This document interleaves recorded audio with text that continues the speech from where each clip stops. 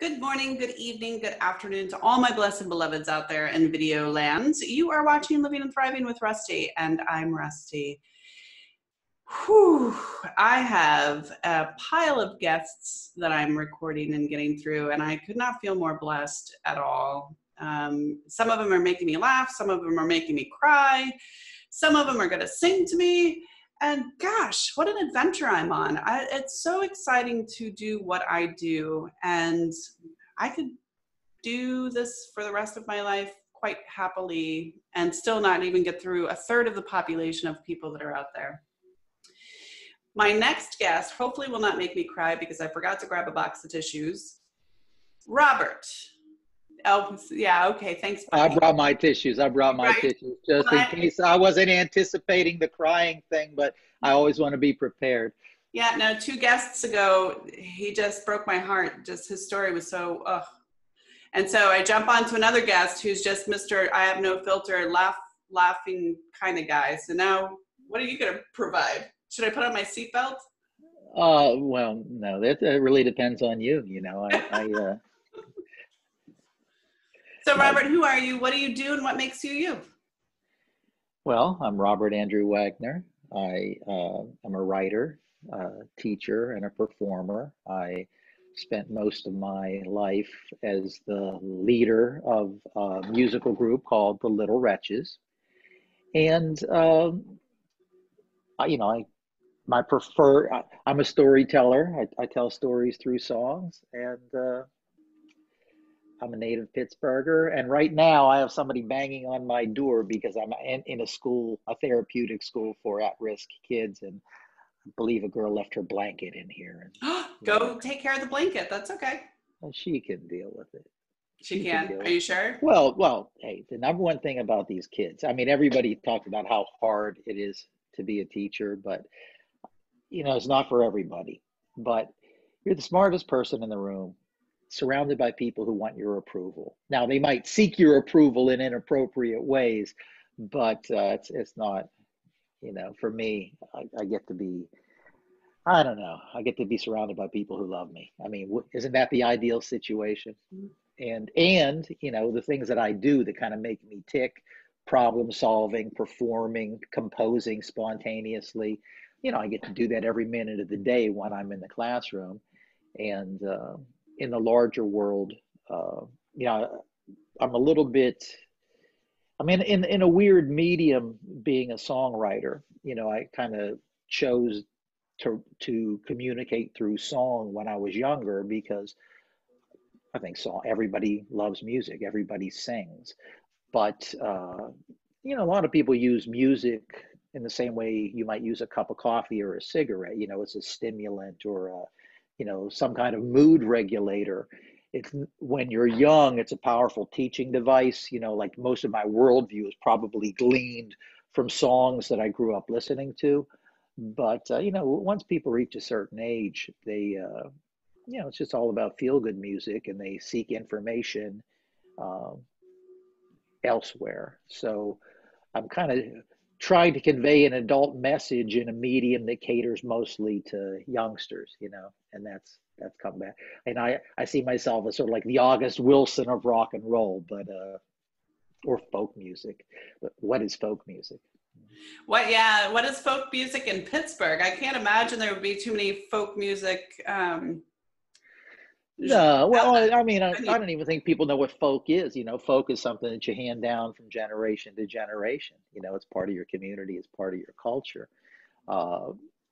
We really haven't had a real, well, I can't say that we haven't had a real, but folk culture was irreparably changed by first music publishing, Stephen Foster, who's often regarded as a folk songwriter, but you know, he was more of a collector, the recording industry, and then, you know, a momentous event where it became legal to play recordings over the radio, because there was a time when all music on the radio was performed live. Oddly enough, the musicians went on strike over that. So now I'd say most people who do what I do grew up listening to the Beatles or something and thought it sounded like a lot of fun. and maybe a way to make a couple of bucks, which is a lot different than passing down the story, the information of, the accumulated wisdom of your people to the next crew, to the next generation, in the hope that they'll pass something along. So. Interesting. So the band that you were a part of, were they folk as well, or were they rock? Well, what was your genre? Well, we're called the Little Wretches, and we cut across genres. I think in spirit we're folk. We're telling the story of our people. We're telling the story of our families. I'm telling my stories. I started the band as a vehicle for my songwriting because I really don't belong anywhere. I don't fit in anywhere. But I found that most audiences can. Think of what you see in movies. There's some really hardcore, jarring, upsetting things in movies. But if you come with an expectation and it's set up for you appropriately, you can handle anything. That's one of the things I've learned about working with kids. These kids are so resilient. They can handle anything. But as they say in boxing or even in war, it's the one that you don't see that kills you. So I found that there's any themes, any content, any subject matter I can handle, I can deliver, as long as I set it up right for the audience. But I have a hard time relating to my peers because mostly they want to make you feel good, and it's not that I want to make you feel bad, but if you're out just to feel good, any number of performers can do just as well as me. If you're out to have your heart touched, then I'm what you're looking for. Okay, so now you're gonna make me cry again? No, that should make you leap. You should be leaping with joy, or you should be crying tears of joy is what you should be doing. True. Life is an adventure, and as I always say in every show, we are a large sack of water surfing on a molten lava rock without a steering wheel, thinking that somehow we have control, and we don't. Oh, well, that's thank you. We don't. We don't. So you're teaching at a school in Pittsburgh. I'm not in Pittsburgh. I'm a native Pittsburgh, right? I bleed black and gold. I'm 412. Oh, okay. That was my next question. I'm in Philly. I'm outside of Philadelphia, and it's so different than the world. The world that I grew up in doesn't exist anymore. Back in Pittsburgh, natives like me were like deer. Oh, look, there's some wildlife in the yard. Pittsburgh's been taken over by people from Seattle and Brooklyn. It's not. For 25 years, I heard, how proud we were of Pittsburgh while they were selling it to, the highest bidder, because when the steel industry left, I think we lost a third of our population in my lifetime, and it's like the Europeans coming to the Americas. Where'd all the people go? Oh, there are no people. I guess we'll just take it. That's what happened to Pittsburgh. Everybody moved in and took over the world that we built for them. So, do I sound bitter? I'm not. I'm just a little bit. Yeah. Isn't that what capitalism is all about, though? Seek and destroy. Yeah. Well, it could be. It could be. And I don't want to get too much into isms because any system. Any system lives or breathes by the people. People are the ones that make it work. You have good people, like in the field of education. If you have a good staff of teachers that love children and are good at what they do, they're going to find a way to make any system work. On the contrary, you could have a perfect system, but if you don't have good people, it's going to fail. Right. So for me, it all starts with good people. I being a songwriter, our giant in our field is Bob Dylan, and I was watching a video that I found. There's not a lot of good interviews with Bob Dylan, but he says somebody asks him some kind of ism question, what he wants to change about the political system, and he just looks at them and says, I don't know if I want to change anything. I'd be perfectly happy living under a good king. It's the good part that's hard to find. Right. Go Bob, tell him. But don't you find that to be true in any scenario? You get two human beings in a room for too long, eventually they're going to want to kill each other. Come on, really? Yeah, I mean, you're gonna have conflict, but I think we're good conflict resolvers, or good at finding our own space. I think. Well, okay. Did you ever see the Francis Ford Coppola movie Rumblefish? I don't think so. Okay, well, it's uh, after he made Apocalypse Now. Apparently, he was broke because he paid Marlon Brando too much money. So he made a series of movies with young actors based on novels, teen literature by S.E. Hinton. The Outsiders is probably the most, like, The Outsiders is now standard curriculum for eighth grade everywhere you go. But the movie Rumblefish is all about these they call them Siamese fighting fish, and if they're if you put a mirror in their tank, they will kill themselves trying to attack themselves. But if they have unlimited space, then they live in peace. So I think we're good at conflict resolution. We're good at finding our space. It's uh, part of our American system is freedom of association, right? Freedom of assembly, but I get to choose. One of the problems is when you're compelled to be in the presence of people that you like in school. We tell you what class you're going to, I mean, traditional school, we'll tell you what class you're going to be in, and you're going to be stuck with those people whether you like them or not. Where in real life, if I don't like my job, I'm going to find another job. If I don't like where I live, I go live somewhere else. Uh, that's, I think if we weren't good at conflict resolution, we'd have wiped out our species, a few generations ago. I think we came close to a few generations ago. It's an interesting concept. It's a chicken before the egg kind of conversation. We could go around and around and around. Well, but yeah, you're going to have conflict. Well, what's the basic economic question? Unlimited resources. How do you divide them up? Limited resources. How do you divide them up when, there's competition for resources? Mm-hmm.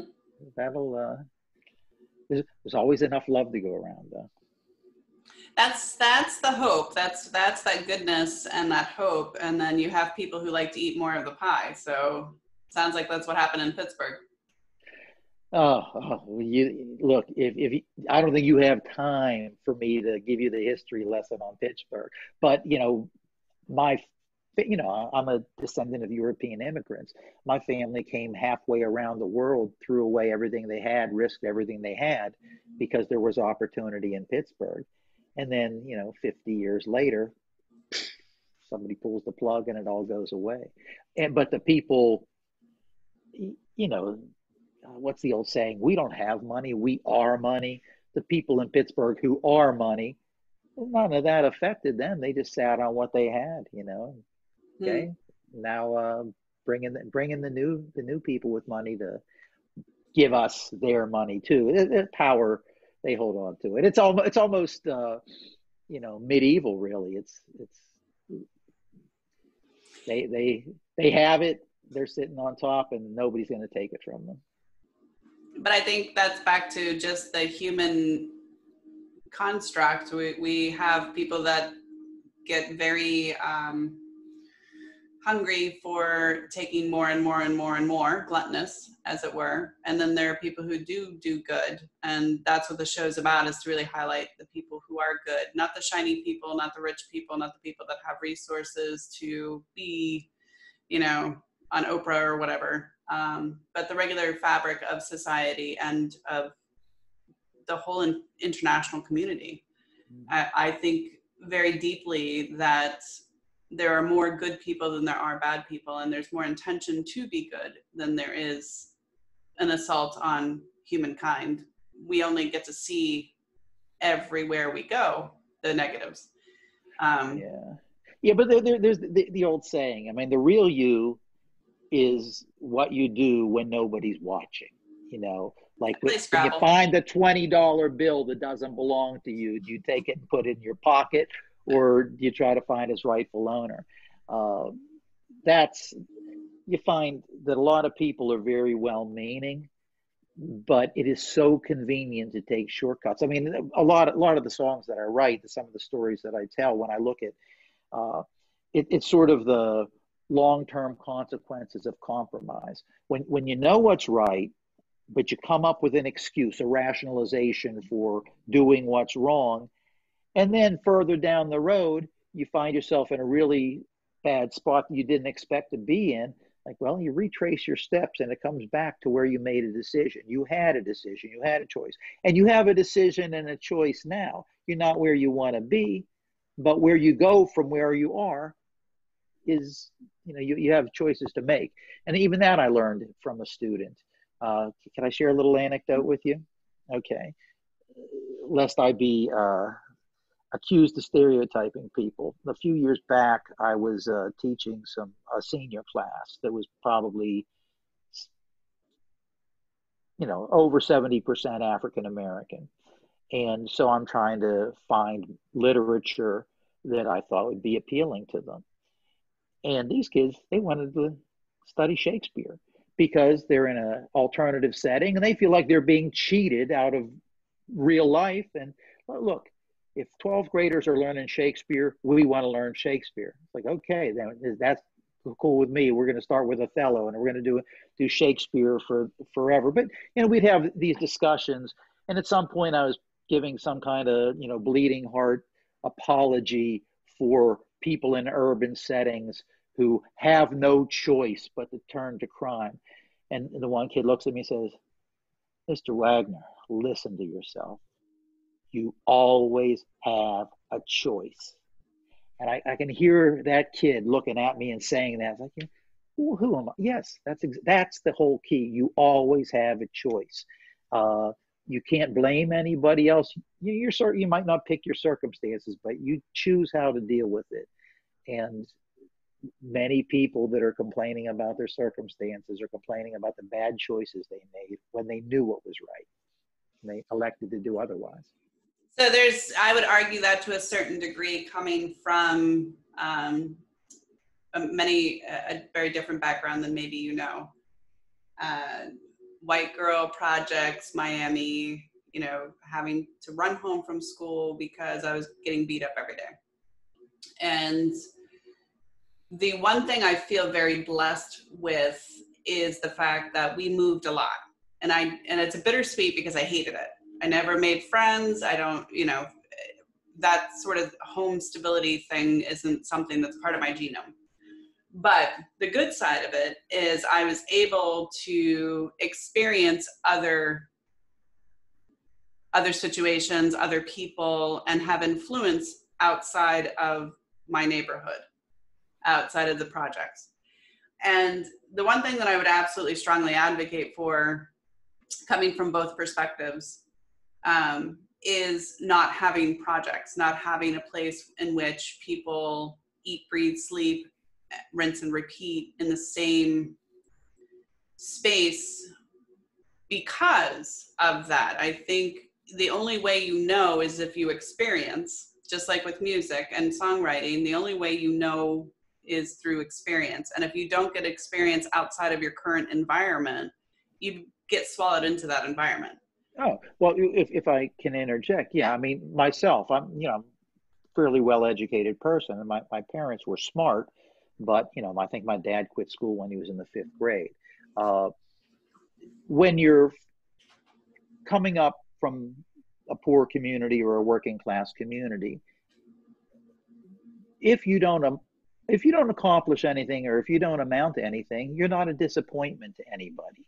I was kind of raised because my mother's family came over from Europe with the sense of you are going to do better than we did, and we did better than our parents did. Each generation successively, you're gonna move up and you're gonna pull people with you, and not necessarily just in a material way, but through self-improvement. My dad, you are going to do a thinking man's job. You're not going to spend your life working physical labor where you end up with nothing and broken down.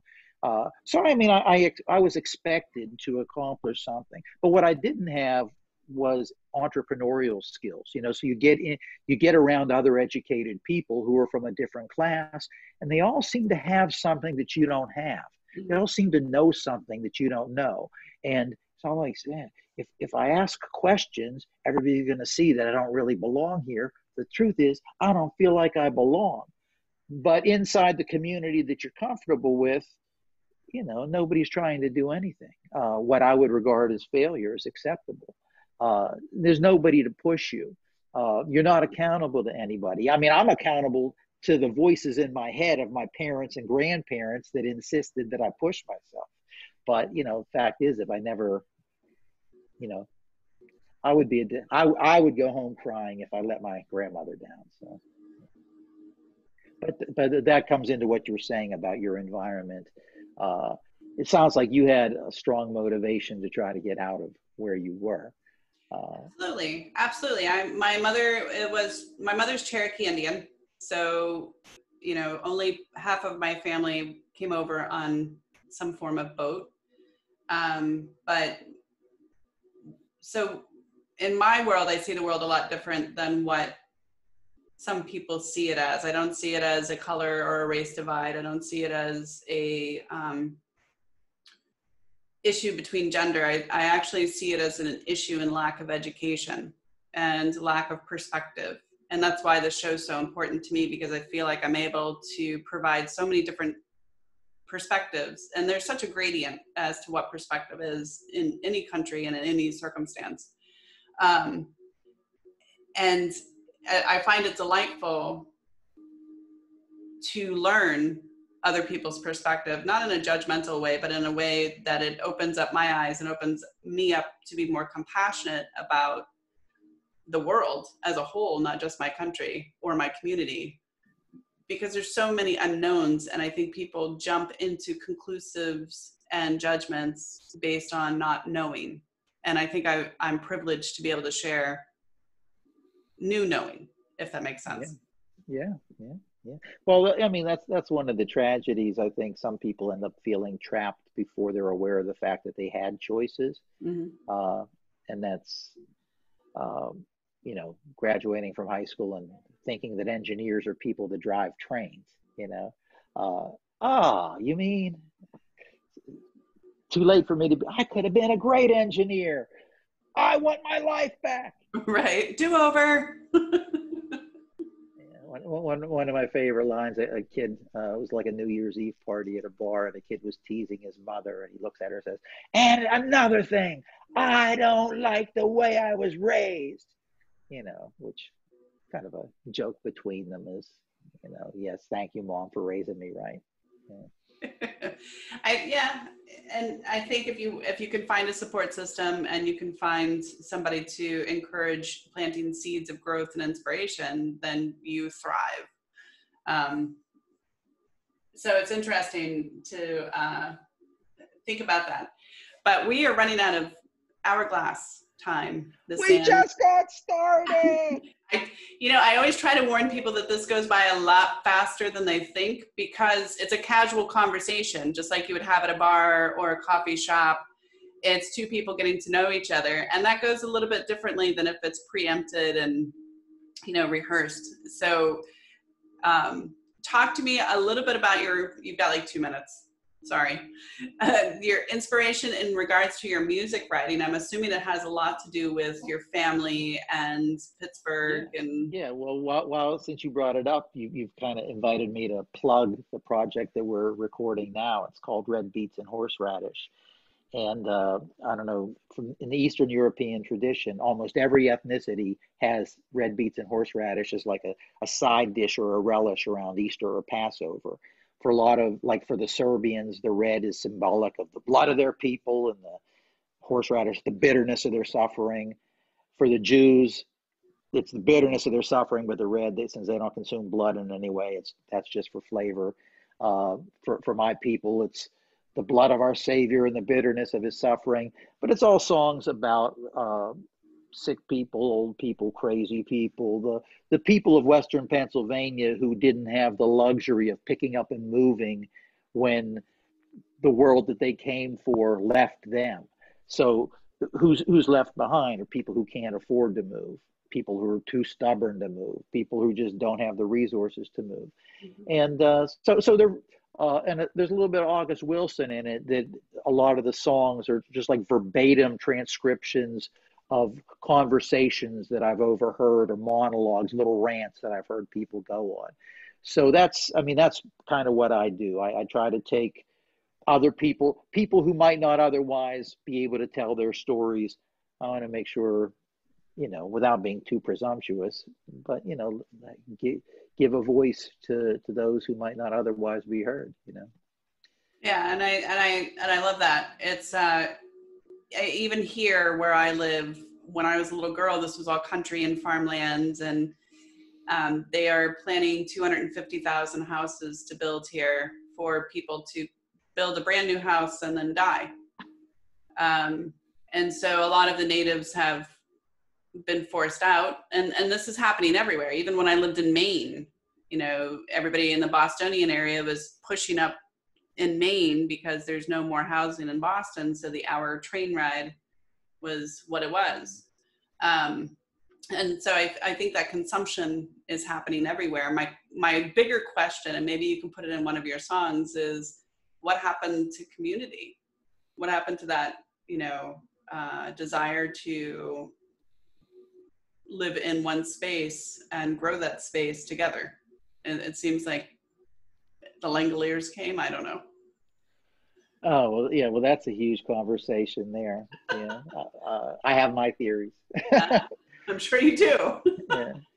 So tell us where we can find out any more information about you, and do you have a project date? Well, it was supposed to be done by Easter, but it wasn't, and so we're still working on it. It'll be done, it'll be done when it's done. Our last album was released last June 15th or June 18th. I think we had to come out on Juneteenth. So, our next one, I'd hope it's done by June, but it's got to be done right. And so we'll know when it's done, and it's not done yet. But we're everywhere. The Little Wretches, we have a website, littlewretches.com. We're all over YouTube, all kinds of old live footage. So, anywhere you get music, look for the Little Wretches, you'll find us. We're not everybody's cup of tea, but there's some people that they're going to get into it and they'll say, wow, I'm so glad I found this band. This is my new favorite writer. Some guy named Wagner. Yeah. All right, Robert, it was really nice to meet you. Thank you so much for spending time with us today, and happy dancing, happy singing. Yeah. Thank you, Rusty. You're welcome. Take care. Bye. You're watching Living and Thriving with Rusty. I'm Rusty, and that was Robert outside of Philadelphia area.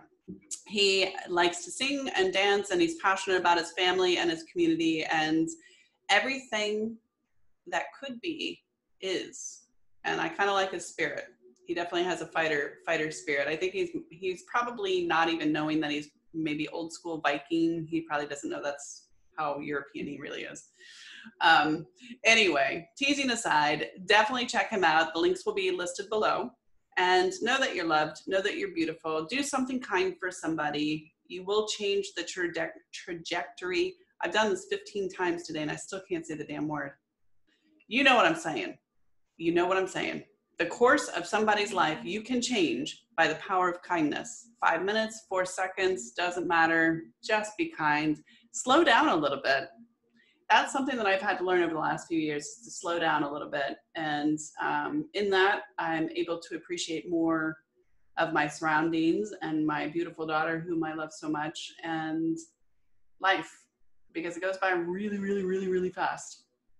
But if you watch the entire season, you will see a lot of people's lives and how fast it goes, and the journeys that they took to climb their mountains, to be here to share with us their beautiful stories. So thank you so much. And I'm going to cry again. Oh, that story killed me.